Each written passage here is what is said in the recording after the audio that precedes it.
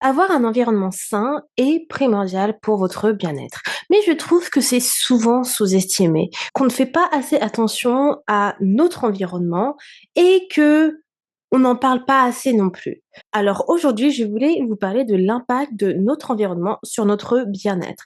Et quand je vous parle d'environnement, je ne parle pas simplement de l'endroit où on vit. Je parle aussi en fait des personnes qui vont vous entourer. Je vais vous parler de votre appartement, de votre travail, du pays où vous vivez, des énergies que vous absorbez chaque jour et même en fait des espaces dans lesquels on va évoluer. Parce que oui, votre environnement peut vous nourrir et peut vous épuiser.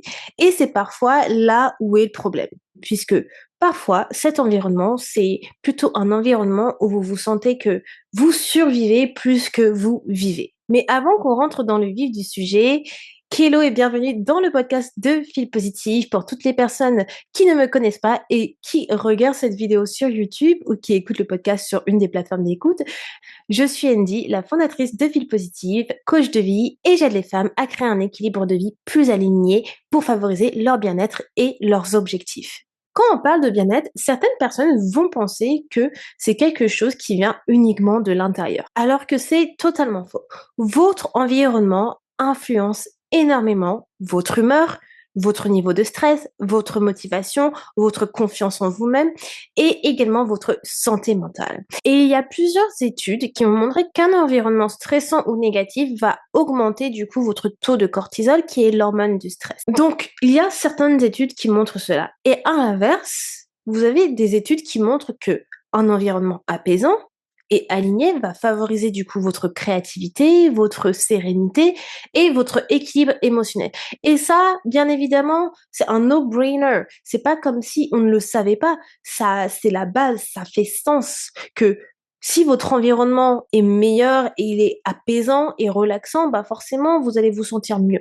Donc, ça fait toute la différence. Et parfois, justement, beaucoup de gens vont négliger l'environnement alors que c'est primordial dans votre vie, c'est primordial pour votre bien-être. Et peu importe tout le développement personnel que vous puissiez faire au monde, dans votre vie, si vous êtes entouré d'un environnement toxique, déjà, ça veut dire que vous n'avez pas travaillé cet aspect de votre développement personnel, mais ça veut dire aussi que votre énergie sera constamment impactée et que vous serez constamment épuisé. Alors, je vais décortiquer avec vous les différents types d'environnement et comment, en fait, ils vous épuisent et comment aussi ils peuvent vous donner de l'énergie. Donc, le premier environnement, ça va être votre environnement physique qui est votre espace de vie. Donc, du coup, votre espace de vie, ça va être quoi? Ça va être votre appartement, votre chambre, votre bureau. En fait, tout ce qui va influencer votre état intérieur. Et là, quand je parle état intérieur, je parle pas de vous en tant que personne, mais plutôt l'intérieur de l'habitacle. Donc, dès que vous avez un état qui est encombré, qui est bruyant, qui est sombre, qui est stressant, qui a des mauvaises vibrations, et ben, ça peut inconsciemment vous fatiguer mentalement, mais aussi ça va impacter votre énergie.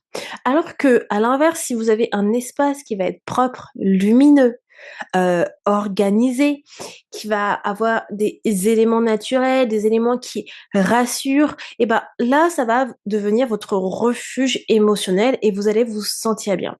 Et on dit souvent que votre espace extérieur reflète souvent votre espace intérieur. Et je vais vous prendre un exemple précis avec moi-même. J'ai toujours été quelqu'un de très organisé et moi, mon espace intérieur, c'est la base. Alors déjà, je fais partie d'une famille où ma mère a toujours favorisé la propreté, les choses qui sont bien organisées, et cetera. Mais c'est surtout que pour moi, c'est visuellement parlant, je ne peux pas être dans quelque chose d'encombré parce que je sais que ça me stresse sinon et que je sais pas, j'ai des tocs donc je ne peux pas. J'ai besoin que les choses soient alignées, j'ai besoin que les choses soient rangées, j'ai besoin que les choses soient visuellement, neutres, mais aussi désencombrées pour que je me sente bien. Et récemment, on a changé d'appartement avec Jay. Donc on est passé quand même d'un appartement qui était beaucoup plus petit à un grand appartement. Donc on est passé de 51 mètres carrés à 70 mètres carrés. Donc ça fait énormément la différence quand on vit à 2. Et dans mon ancien appartement, j'avais déjà commencé à faire un environnement qui est très feng shui. Le feng shui, si vous ne connaissez pas, en fait, c'est l'énergie qui circule dans votre appartement, c'est faire bien circuler l'énergie dans votre espace intérieur, en fait. Chi, ça veut dire énergie. Et du coup, je suis très intéressée par tout ce qui est feng shui parce que justement, la base, le goal du feng shui, c'est de pouvoir circuler l'énergie correctement dans votre appartement pour favoriser un meilleur habitacle pour vous, pour que vous puissiez bien dormir, que vous soyez justement plus productive, hem, optimiser l'abondance et cetera. Donc quand on a emménagé dans ce nouvel appartement, j'ai repris cette opportunité de faire les choses en mode feng shui et de regarder des vidéos et cetera. Et depuis qu'on est dans ce nouvel appartement, je peux vous dire que Jay, qui est quelqu'un qui est très outdoorsy, hem, comment on dit, en français? Qui aime en fait être dehors tout le temps, tout le temps, tout le temps.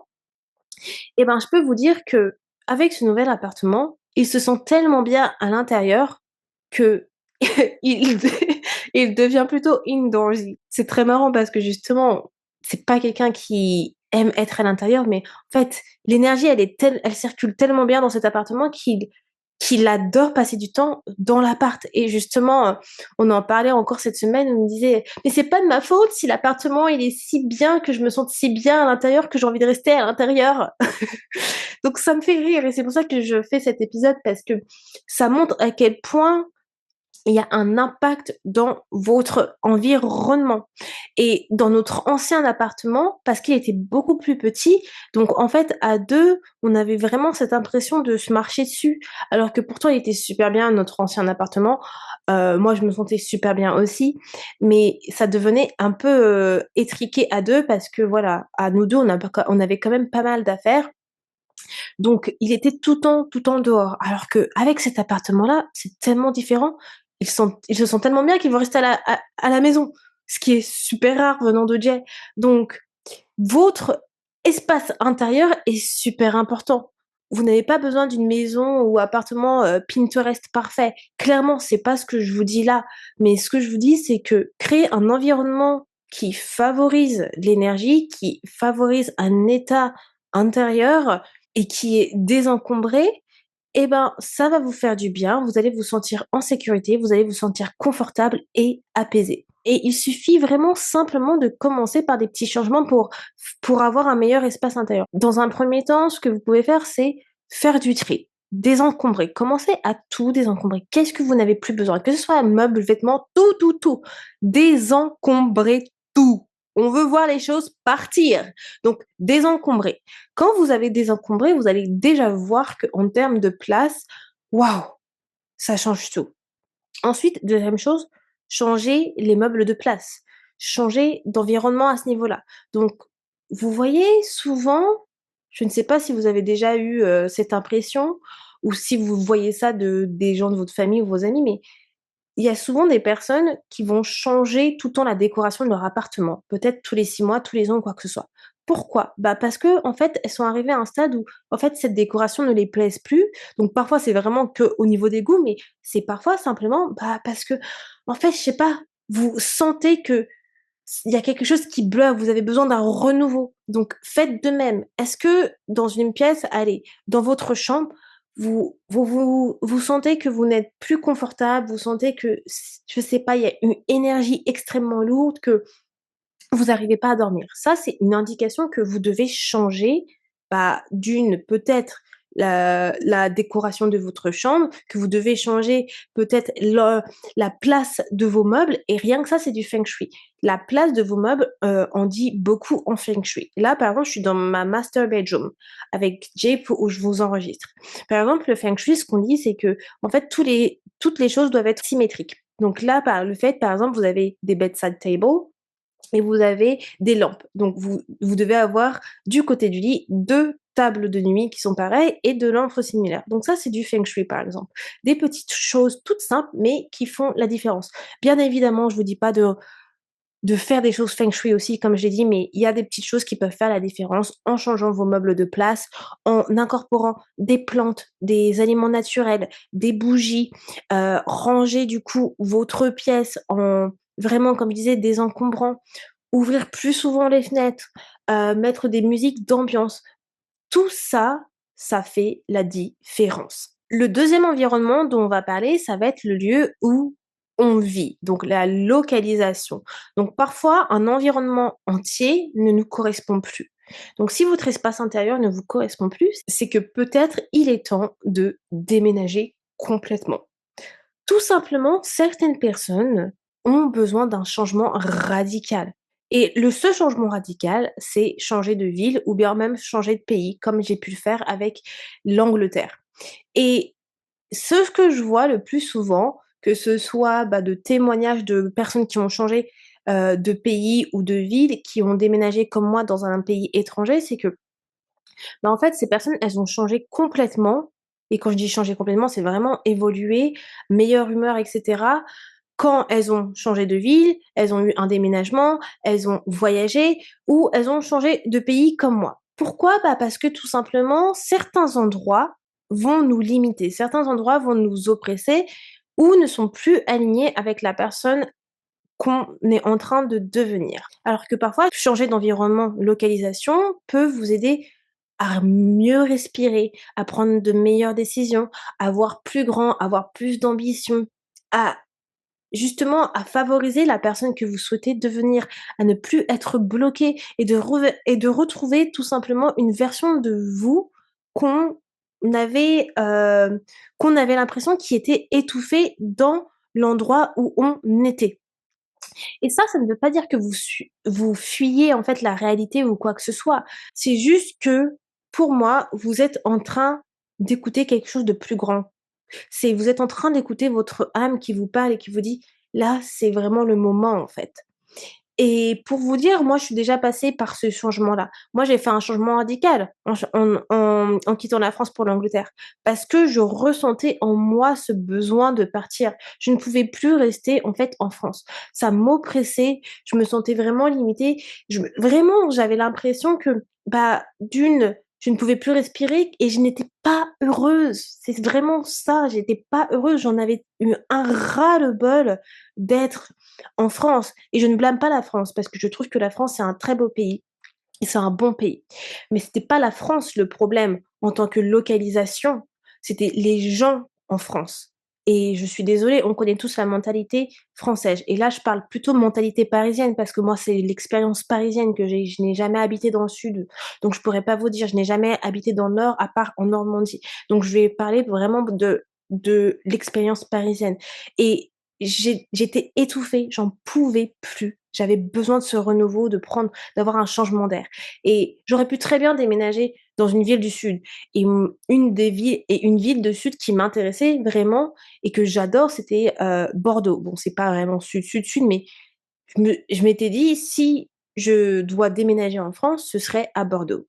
Et j'y étais allée une fois, j'étais tombée amoureuse, j'avais trouvé Bordeaux magnifique. Les gens, ils étaient adorables, enfin, totalement une énorme différence que Paris. Et du coup, j'ai opté pour l'Angleterre parce que j'étais tombée amoureuse, de Londres aussi. Et en fait, je m'étais dit tout simplement que pour, en fait, me retrouver, j'avais vraiment besoin d'être loin de ma vie actuelle. Et j'avais vraiment besoin, en fait, d'être loin dans le sens où, en fait, j'allais me retrouver solo. Je me serais retrouvée solo dans une autre ville de France, mais le problème, c'est que j'allais avoir toujours cette proximité avec mes amis, ma famille. Et quand bien même la distance était difficile, en fait, j'avais besoin d'être loin de tout le monde. Vraiment, j'avais besoin de cette solitude parce que la solitude n'était pas quelque chose que j'avais connu auparavant. J'ai toujours été entourée toute ma vie et j'avais besoin de ça. Donc c'est pourquoi l'Angleterre a été pour moi, je dirais, un sauvetage. Pas que j'avais besoin d'être sauvée, mais un sauvetage pour me retrouver, en fait. Donc s'éloigner, ce n'est pas fuir, c'est vraiment vous retrouver et se rapprocher de la version de vous que vous devez devenir. Et si vous avez cet appel de devoir changer de ville ou de pays, c'est un signe. Faites tout ce que vous pouvez en votre pouvoir pour pouvoir le faire. Ça peut être un struggle, il va y avoir des challenges pour changer de pays ou changer de ville. Mais si vous ressentez que vous devez le faire, eh ben, mettez tout en votre pouvoir pour le faire. C'est vraiment le conseil que j'ai à vous donner. Mmh. Le troisième type d'environnement dont j'ai envie de vous parler, ça va être les personnes qui vous entourent. Alors, l'environnement humain, c'est vraiment un environnement qui est ultra puissant parce que les personnes qui vous entourent influencent du coup, la perception que vous avez de vous-même, influencent votre énergie, vos croyances, vos ambitions. Et si vous êtes entouré, en fait, de personnes qui vous critiquent constamment, qui, propagent de la négativité, qui sont jalouses de vous, manipulatrices, qui ne vous soutiennent pas réellement, eh bien, ça va impacter votre bien-être, même si vous essayez de rester positive. Et ça, c'est quelque chose que je vois constamment. Combien de fois en DM on est venu me voir et une des premières choses que les gens pinpoint, ça va être, eh ben, oui, mais j'ai ma famille qui est comme ça. Oui, mais ma meilleure amie qui est comme ça. Oui, mais mon copain, il est comme ça. Et c'est toujours en fait l'environnement humain qui a un impact énorme sur en fait la personne en telle quelle. Et souvent la personne, c'est pas quelqu'un qui est négatif, c'est qu'elle absorbe tellement l'énergie de l'autre, elle absorbe la négativité de l'autre, les critiques de l'autre, les problèmes de l'autre, et cetera, qu'elle va devenir en fait cette personne qu'elle n'a pas envie d'être. Elle va devenir cette personne négative, cette personne éponge émotionnelle et toutes ces belles vibrations vont être diminuées à cause de cet environnement humain. Et ça, c'est un vrai problème. Parce que aujourd'hui, j'en suis sûre que vous êtes sûrement des centaines à être ultra bien quand vous n'êtes pas entouré de ces gens. Super heureuse ou heureux, super positif, super en joie et quand il suffit que vous êtes proche de telle ou telle personne, votre lumière diminue. Ça, c'est un indicateur, c'est un indicateur que vos relations, votre entourage n'est pas bienveillante et souvent notre entourage, ils s'en rendent pas compte eux-mêmes qu'ils n'ont pas cette bienveillance et c'est souvent inconscient et à votre niveau, vous devez justement prendre des décisions pour votre bonheur, pour votre bien-être. C'est pourquoi les relations saines, c'est très important. J'ai fait un épisode de podcast à ce sujet que je vais mettre en description, mais quand vous avez des relations qui vous soutiennent, qui vous respectent, qui vous inspirent, qui vous lèvent vers le haut et qui vous permettent d'être vous-même sans vous diminuer, sans diminuer votre lumière, ça fait toute la différence sur votre vie, ça fait toute la différence sur votre personne, ça fait toute la différence sur votre humeur. Enfin, bref, vous voyez ce que je veux dire. C'est extrêmement important et quand je vous parle de vos relations humaines, c'est les amis, la famille, les collègues, les relations amoureuses. Tout ce globe-là, c'est votre entourage, c'est votre environnement humain et il est extrêmement important que cet environnement humain soit sain. Et comment faire en fait pour faire en sorte que cet environnement humain soit sain? Eh ben, c'est à vous de prendre les décisions. C'est à vous de vous distancer des amis qui vous jalousent, qui ne vous soutiennent pas, qui vous donnent pas de l'attention, qui vous bouffent votre énergie, qui sont là simplement quand ils ont besoin, qui ne vous respectent pas, qui vous font tourner en boucle, qui vous contactent une fois tous les 6 mois.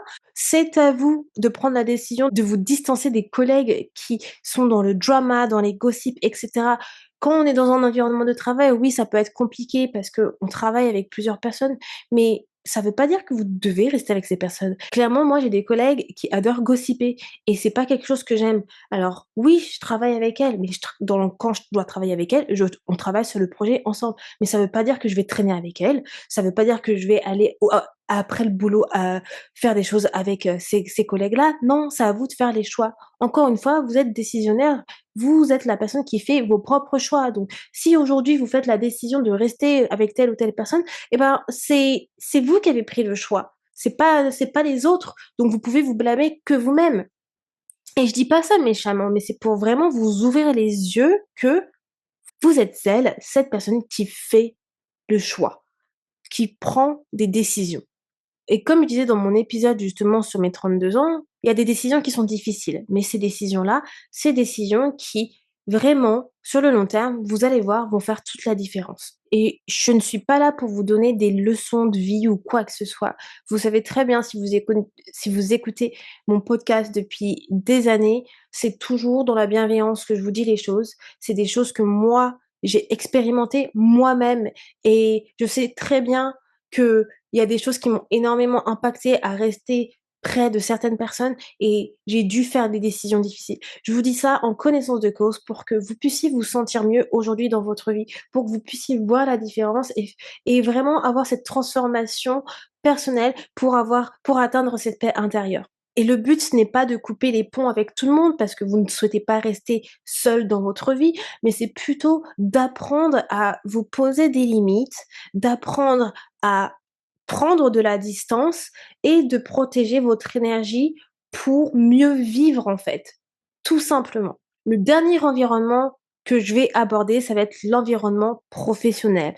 Donc en fait, votre travail a une énorme importance, impact sur votre bien-être. Le travail, qu'on se le dise quand même, c'est 8 heures de notre journée. 8 heures de notre journée, voire 7,5 heures, voire plus en fonction de la profession que vous faites. Donc vous passez énormément de temps sur votre lieu de travail, que ce soit en en hybride, que ce soit en présentiel ou bien en remote complet. Donc votre environnement de travail, il est très important et vous devez le prendre en considération. Parce qu'un environnement professionnel qui est toxique, ça peut vous provoquer de l'anxiété, de la fatigue émotionnelle, de la perte de confiance en vous, de la perte d'estime personnelle, voire aussi un burn-out, que ce soit burn-out physique ou bien mental. Et clairement, je pense que on est tous et qu'on va tous se dire qu'on doit rester dans un job, bah, parce qu'avoir un job aujourd'hui, c'est vraiment un cadeau. C'est extrêmement dur de trouver un boulot et j'ai l'impression que c'est autant dur que facile, mais trouver un travail avec, bah, on va dire, qui correspond à nos attentes, c'est déjà pas facile. Et de 2, dans le monde d'aujourd'hui, si vous n'êtes pas bien dans votre travail, vous dire que vous trouvez quelque chose, bah, vous n'avez pas envie de refaire peut-être toutes les démarches de changer son CV, le mettre à jour, faire les entretiens, tout ça. Et encore même les entretiens, ça prend tellement de temps. Aujourd'hui, je connais pas une boîte qui fait des entretiens avec un entretien, c'est toujours vous devez faire au moins, des entretiens comme si vous allez être, vous faites une campagne présidentielle, en fait. Genre, ça va être, avoir 5 entretiens pour avoir une réponse négative. Personne n'a envie de faire ça. Plus personne a envie de faire ça. Tout le monde, en fait, a la flemme de se dire: «Bah, je vais faire tous ces entretiens pour au final rien, nada». C'est épuisant donc en fait, on va préférer rester dans un environnement professionnel qui nous correspond moins que de changer d'environnement professionnel jusqu'à ce que notre corps nous rappelle et que justement qu'on vive peut-être un burn-out et c'est pourquoi je pense qu'en France, il y a beaucoup de gens qui vont être en congé maladie pendant très, très longtemps parce qu'en vrai, elles ne supportent plus à aller au travail. Je parle des personnes là, elles ne supportent plus aller au travail et elles n'ont pas envie de quitter ce boulot parce que ça, bah oui, là, trouver un nouvel emploi, ça peut être compliqué et peut-être que voilà, elles vont se mettre en congé maladie pendant un moment et jusqu'à ce qu'elles retrouvent quelque chose d'autre. Mais une chose aujourd'hui que j'ai envie de dire, c'est que il faut se poser les bonnes questions quand vous restez dans votre travail. C'est à quel point vous pouvez déjà supporter l'impact de votre travail sur votre bien-être, sur votre santé mentale? Quel est l'impact, en fait, de tout ça? Est-ce que c'est un impact qui est minimal? Est-ce que c'est un impact qui est maximal? Si l'impact, il est minime et que c'est gérable, fine, restez dans votre boulot. Si l'impact, il est maximal et aujourd'hui, vous voyez tout ce que cela entraîne, eh ben, il est temps de changer. Par exemple, moi, mon boulot en full-time, je suis project manager.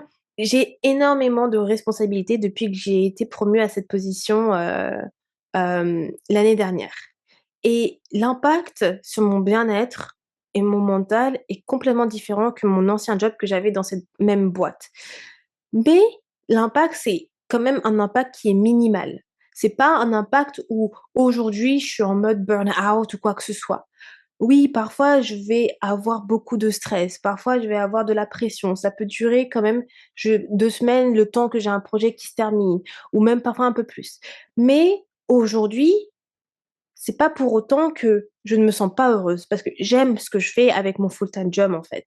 Je C'est ultra intéressant, j'adore, je me sens compétente, je me sens challengée, je je kiffe ce que je fais. Je peux pas dire que je ne kiffe pas parce que j'aime beaucoup ce que je fais avec mon full-time job. Ça me donne une stabilité financière que je n'aurais jamais, envisagée auparavant. Je suis en remote, donc clairement, je peux travailler de chez moi. Je n'ai pas à venir sur l'office. Enfin, j'ai une boîte qui me donne cette stabilité que je n'aurais jamais envisagée. Donc pour moi, je me dis changer de boulot aujourd'hui, je vois pas l'intérêt parce que j'ai quand même ce que j'ai besoin. Mais si le taf que je faisais me donnait un impact, mais maximal aujourd'hui où je serais vraiment en mode burn-out et ouais, je me prenais des jours de congé maladie tout le temps, tout le temps, tout le temps, c'est un indicateur que, bah, il faut que je change de boulot. Parce que en fait, un environnement toxique comme ça, ce n'est pas possible. Ce n'est pas possible. Vous pouvez pas aller dans un travail la boule au ventre. Vous pouvez pas, justement, travailler en ayant cette fatigue émotionnelle, cette fatigue physique. Ce n'est pas, faisable et ça ne favorise pas votre bien-être sur le long terme. Votre environnement de travail doit être un environnement qui vous satisfait, où vous vous sentez bien, où vous sentez que vous évoluez, mais c'est surtout que, bah, en fait, vous êtes confortable. Pas que le soir, en arrivant chez vous, vous avez encore cette boule au ventre. Sinon, bah, c'est un indicateur que ce n'est pas fait pour vous et encore, là, je vous parle globalement, mais tout dépend des professions car chaque profession est différente et ce qui fait aussi un bon environnement de travail, bah, ça va être la boîte pour laquelle vous travaillez, en fait, tout simplement. Donc réfléchissez à ça et une chose aussi que j'aimerais parler en tant qu'environnement de travail parce que, bien évidemment, on est dans une ère où l'entrepreneuriat est beaucoup favorisé. Être entrepreneur, c'est autant de travail que salarié, que je vous le dise parce que moi je fais les 2. Et encore aujourd'hui, les gens me demandent toujours comment je fais pour faire les 2. Mais où j'en suis aujourd'hui, je suis pas à un stade où avec Feed Positive, j'ai des milliers de clientes ou quoi que ce soit. Donc je suis à un stade heu, assez lent et plutôt, beginner. Donc je n'ai pas encore peut-être cette tension de me dire que ouais, ma boîte elle est ultra grande. Donc j'ai encore cette stabilité de pouvoir gérer les 2.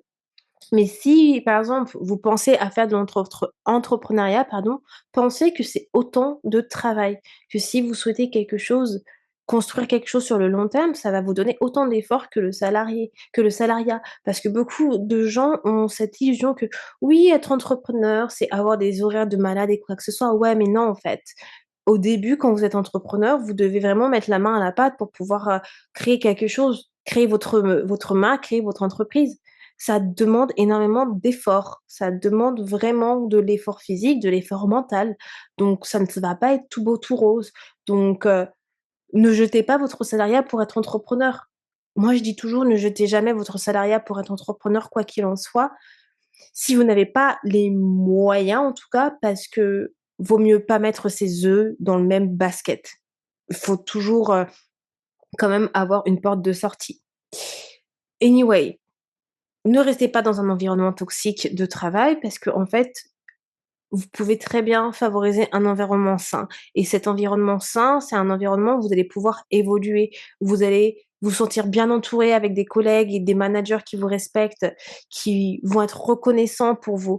Vous allez vous sentir valorisé, vous allez préserver votre énergie et votre santé mentale par la même occasion et ça, c'est quelque chose qu'il ne faut pas sous-estimer. Et quand vous pensez que c'est vous le problème, eh ben non, ce n'est pas vous le problème, c'est simplement que vous évoluez dans un environnement qui vous éteint et qui ne vous allume pas, qui ne vous fait pas briller, tout simplement. Voilà les amours pour cet, épisode sur comment votre environnement peut impacter votre bien-être, protéger votre énergie, créer un environnement qui soutient la personne que vous souhaitez devenir dans toutes les aspects de votre vie et rappelez-vous que vous méritez en fait d'évoluer dans des espaces qui vous font du bien.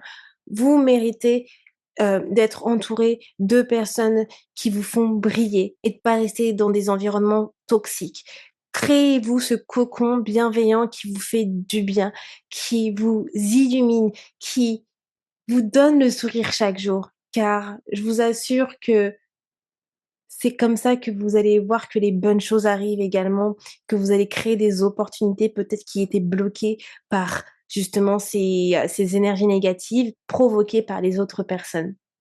Voilà les amours, merci d'avoir écouté cet épisode. Si cet épisode résonne avec vous et que vous pensez que quelqu'un d'autre pourrait en bénéficier, n'hésitez pas à le partager, que ce soit partager la vidéo YouTube, que ce soit l'épisode sur n'importe quelle plateforme d'écoute. Et si vous souhaitez vraiment soutenir Feel Positive, je vous invite à mettre une note sur Spotify ou bien Apple Podcast. Voilà, c'est vraiment cette manière qui fait évoluer le podcast, qui me donne de la reconnaissance et m'aide à avoir plus de visibilité pour pouvoir inspirer d'autres personnes également. Voilà les amours, moi je vous dis à lundi prochain pour un nouvel épisode de Feel Positive. Ciao!